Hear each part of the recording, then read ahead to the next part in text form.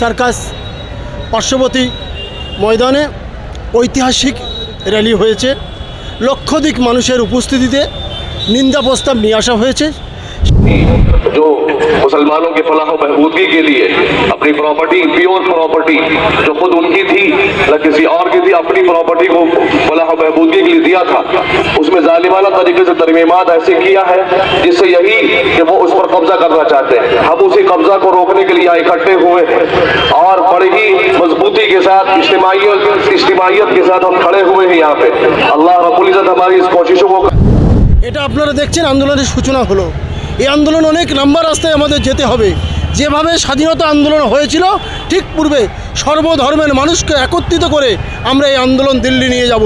যতক্ষণ না এই বিল মোদী সরকার এখান থেকে আপস নিচ্ছে, যতক্ষণ না ফেরত করছে এই মোদী সরকার পার্লামেন্টে, মোদী সরকার এই বিলকে রিজেক্ট না ঘোষণা করছে, ততক্ষণ আমাদের লড়াই জারি থাকবে, আমরা রাস্তায় থাকব। এটা আমাদের সিদ্ধান্ত।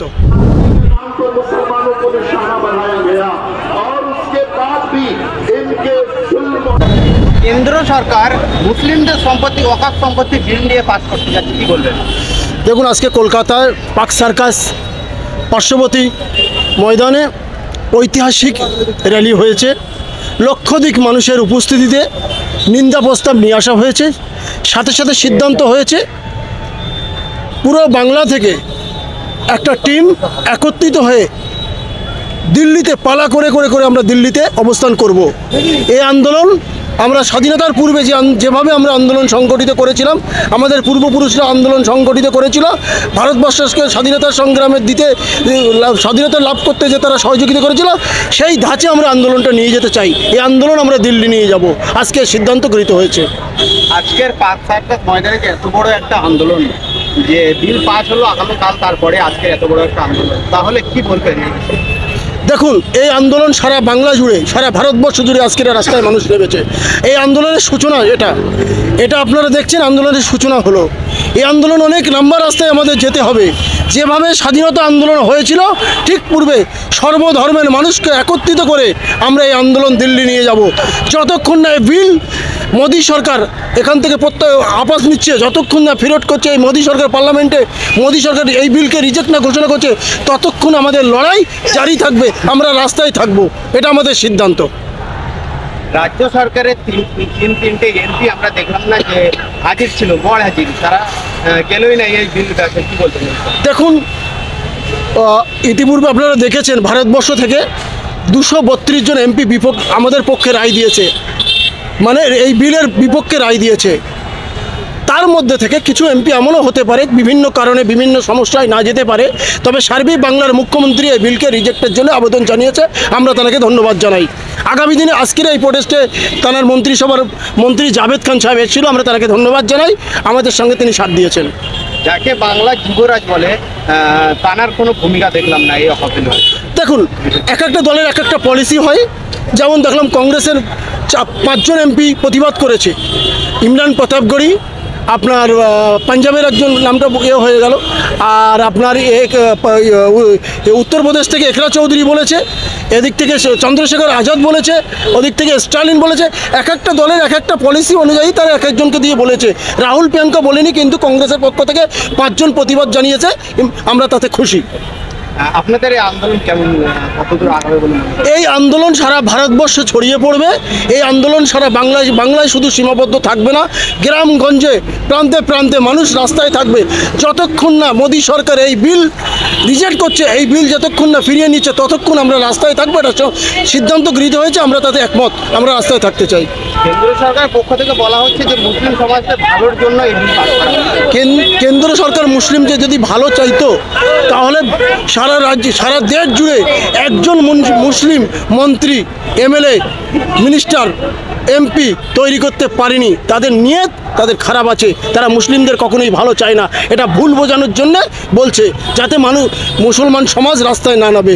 আমরা শুধু মুসলমান সমাজ নয়, সর্বধর্মের মানুষ একত্রিত করে আন্দোলন সংগঠিত করতে চাচ্ছি। যেটা আজাদির আগে যেটা হয়েছিল, নেতাজি সুভাষচন্দ্র বোস, গান্ধীজিকে আমরা সামনে দিয়ে নেতৃত্ব দিয়েছিলাম। আজকেও আমরা যারা আজকে আমাদের সাথ দিয়েছে তাদেরকে সামনে রেখে এই লড়াই আমরা লড়তে চাই। এই মিডিয়ার মাধ্যমে মুসলিম সমাজকে কি বার্তা দেবেন?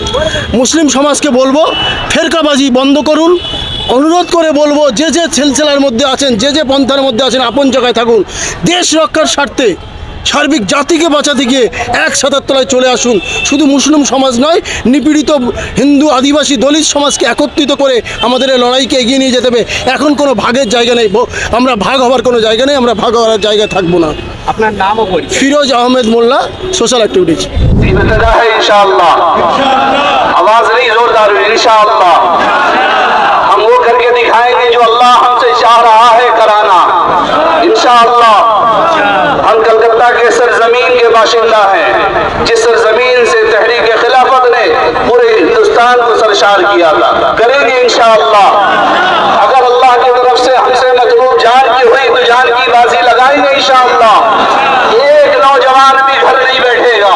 जब जब आवाज आएगी हमारे बड़े आवाज देंगे। हमारे लिए जायज नहीं होगा कमाना खाना घर में बैठे रहना।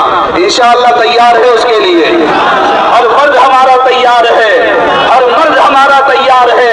हम खुद ही नहीं अपने बच्चों को भी तैयार करेंगे। इस मुल्क का हम पर हक है और हमारा इस मुल्क पर हक है। इसे साबित करके दिखाना है इंशाअल्लाह, करके दिखाएंगे इंशाअल्लाह। हमारे बड़े हजरात का उम्मीद, हम उनके इंतजार भी नहीं, उनका इशारा होगा हमारे सरों के धड़े और इंशाअल्लाह उसकी लाइनें लगेंगी, उनकी आवाज लगेगी, हमारी सफेद दुरुस्त होंगी, उनकी आवाज लगेगी, हमारे सफेद रुकेंगी। करेंगे इंशाअल्लाह। हम बेबाक मिल्लत नहीं है, हम जिधर चाहे भीड़ नहीं जाएंगे। हमें जहां से रोक दिया जाएगा रुकेंगे, हमें जहां चलने को कहा जाएगा चलेंगे, हमें जहां बैठने को कहा जाएगा बैठेंगे। हम नमाज वाले हैं, एक आवाज पर बैठने उठने वाले हैं, एक आवाज पर अल्लाह से लब्बैक कहने वाले हैं, एक आवाज पर अपने आप को कुर्बान करने का जज्बा है।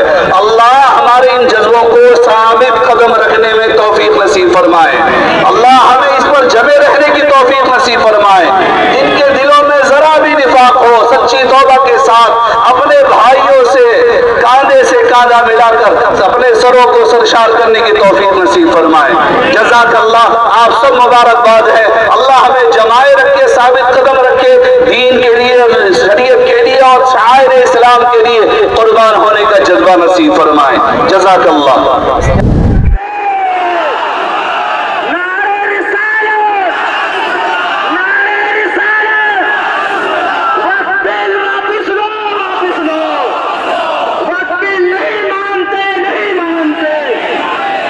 हुसैन भाई